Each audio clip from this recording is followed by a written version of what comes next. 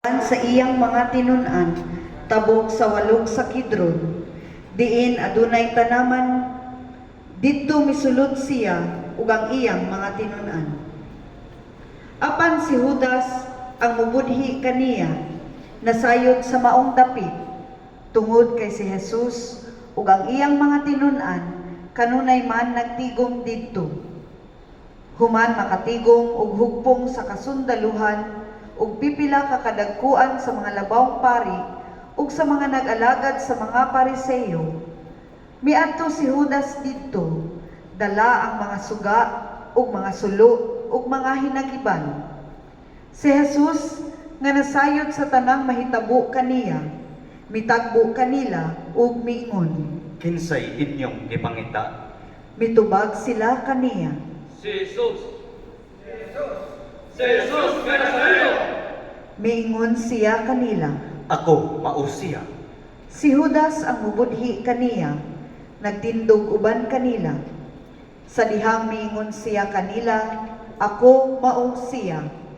Miatras sila ug nangatumba sa yuta.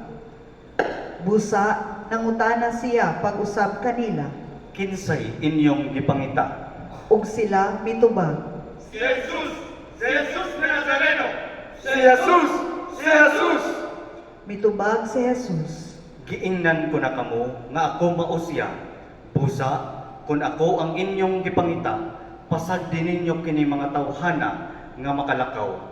Kini aron matuman ang pulong nga nag-ingon, walay bisan usa nga nawala sa mga gihatag mo kanako. Unya si Simon Pedro nga nagtakin og espada, milanit niini ug gitigbas ang sulugoon sa labawng pari ug naputol ang iyang tuong dalunggan. Ang ngalan sa sulugoon Malco. Miingon si Jesus kang Pedro, Isakop pagbalik ang espada, dili ko ba imnon ang kupa nga gihatag kanako sa amahan? busa ang hugpong sa kasundaluhan ug ang ilang pangulo ug ang mga nag-alagad sa mga Hudeo midakop kang Jesus ug migapos kaniya. Gidalauna nila siya ngadto kang Anas, kay siya mao ang ugangang lalaki ni Caifas nga maoy labang pari ni atong tuiga. Si Caifas maoy nagsugyot sa mga Hudeo nga labawng maayo pa nga usa ka tawo ang mamatay alang sa katawhan. Nagsunod si Simon Pedro ug ang laing tinun-an kang Jesus. Kadtong maong tinun-an nailhan sa labawng pari, mao nga nakasulod siya uban kang Jesus ngadto sa nataran sa labawng pari. Apan si Simon Pedro nagtindog sa gawas duol sa pultahan.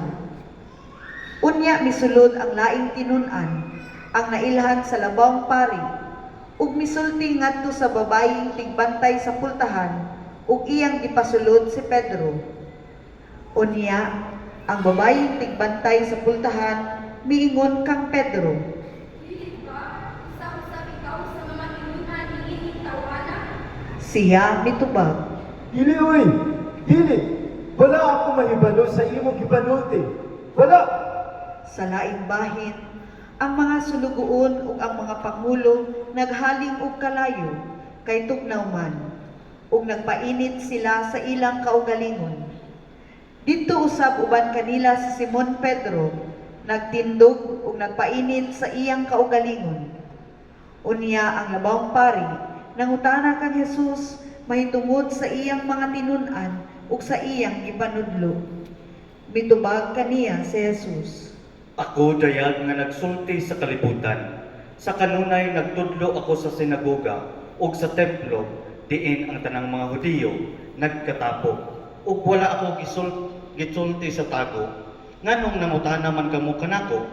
Pangutan-a ang mga nakadungog kung unsay gisulti kanila. Tan-awa kini sila nasayod sa mga butang nga akong gisulti. Sa pagsulti niya niining mga butanga, usa sa mga nag-alagad nga nagtindog, misagpa kang Jesus ug miingon, Inyong maningana ang pagtubag sa labang pari?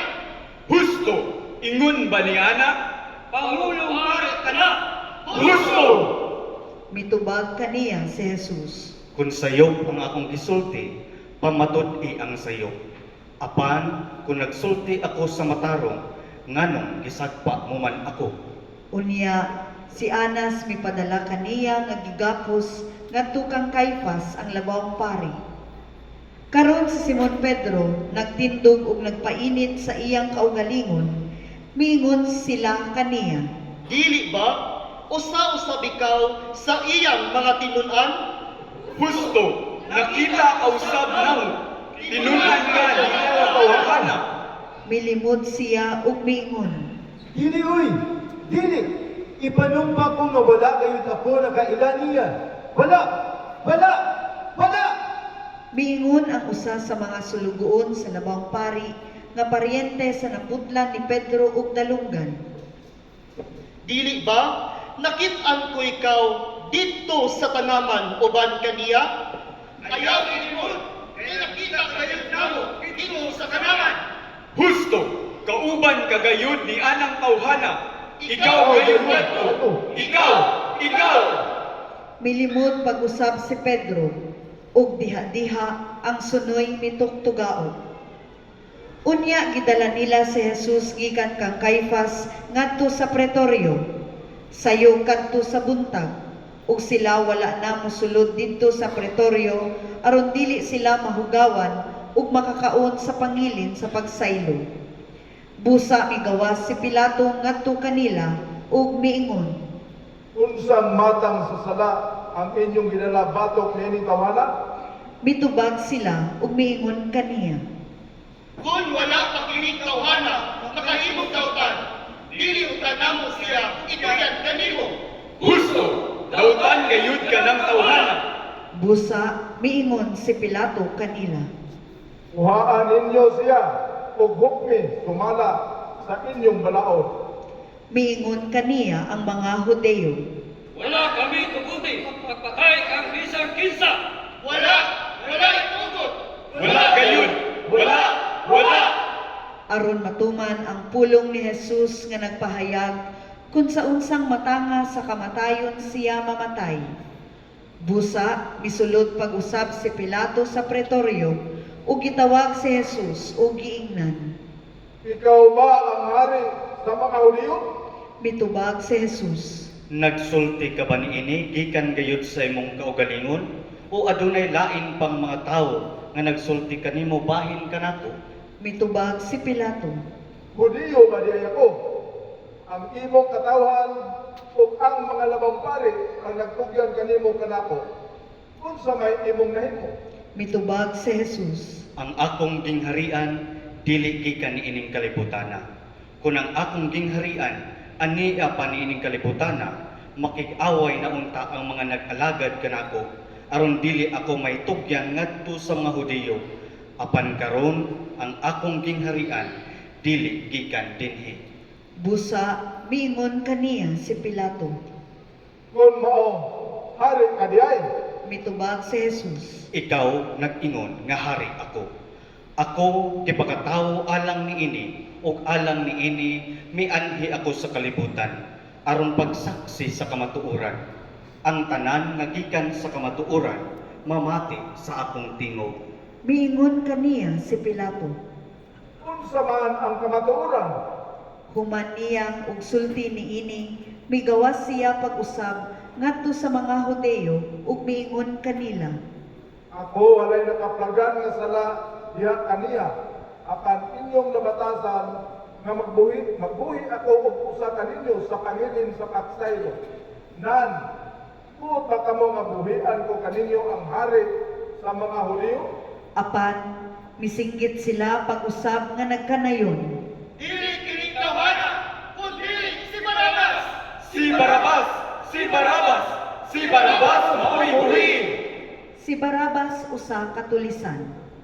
Busa gipakuha ni Pilato si Jesus ug gipalatos niya kini. Ang mga sundalo naghimo og purong-purong, sinapit gikan sa tunog ug gibutang sa iyang ulo ug gikupuan siya og kupo nga dagtong pula. Ug miduol sila kaniya ug nagkanayon. Mabuhi! Mabuhi! Hari sa mga Hudyo! Mabuhi! Mabuhi! Mabuhi ang hari sa mga Hudyo! Mabuhi! ug gisagpa siya nila. Unya migawas pag-usab si Pilato ug miingon kanila. Tanawa, gidala ko siya kaninyo sa gawas, aron masayod kamo, o wala ako'y nakita nga sala diha kaniya. Busa miadto si Jesus sa gawas. Sinulob ang purong-purong nga tunog ug ang kupo nga dagtong pula ug miingon siya kanila. Tanawa ang tao, Sa pagkakita kaniya sa mga labawang pari ug sa mga nag-alagad, naninggit sila nga nagkanayon. Ilansang siya! Ilansang siya! Ilansang! Ilansang! Ilansang siya sa krus! Miingon kanila si Pilato. kamo mismo, kuhaan ninyo siya o ilansang ninyo, ay ako mismo waalay nakaplagan nga sala diha kaniya. Mitubag kaniya ang mga Hudeo. Kami adunay balao o sumala sa balaod, kinahanglan nga siya mamatay. Kay gihimo niya ang iyang kaugalingon nga anak sa Dios. Gusto, makakon siya. Ang ay siyang patio.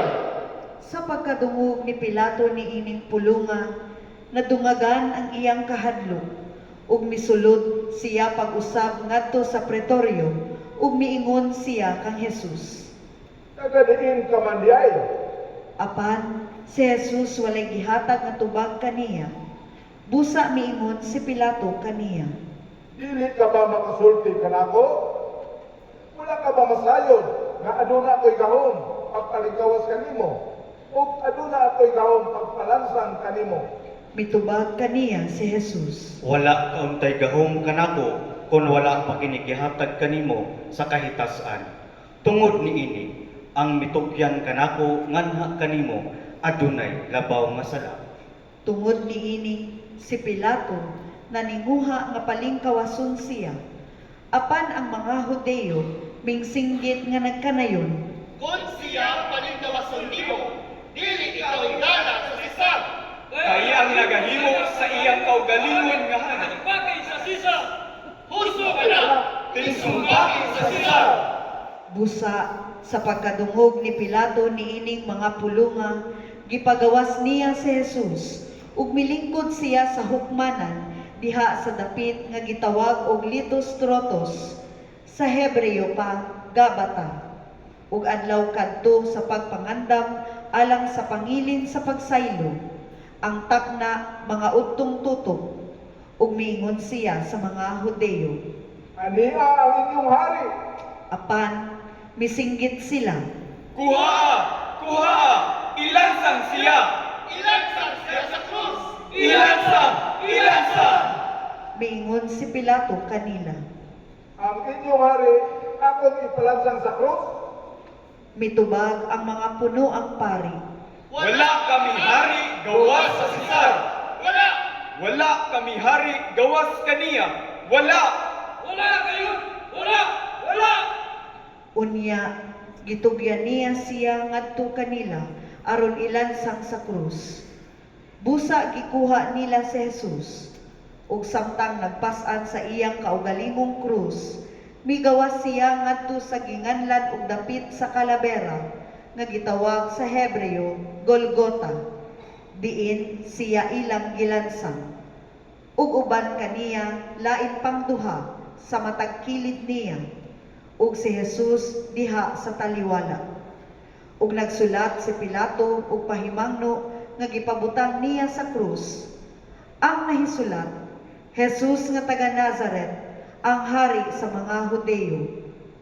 Daghan sa mga Hudeo ang nakabasa ni ining pahimangno, kay ang dapit diin gilansang si Jesus, duol man sa syudad, ug kini nahisulat sa Hebreo, Latin o Griego. Busa miingon ang mga pangulong pari sa mga Hudeo ngadto kang Pilato. Ayaw isulat ang hari sa mga Hudeo, kundi tinitawhanang miingon, ako ang hari sa mga Hudeo. Hari sa mga Hudeo. Husto ka na! Ang hari sa mga Hudeo! Mitubag si Pilato. Ang akong nasulat na. Unya, ang mga sundalo sa paglansang nanila kang Jesus, mikuha sa iyang mga saput ug ibahin-bahin kini sa upat ka bahin. Usa sa matag sundalo, lakip na ang kamisin. Apan ang kamisin walay sinumpayan, gikan sa taas, hinablon nga tibuok. Busa miingon sila sa usab-usab. Dili nato kini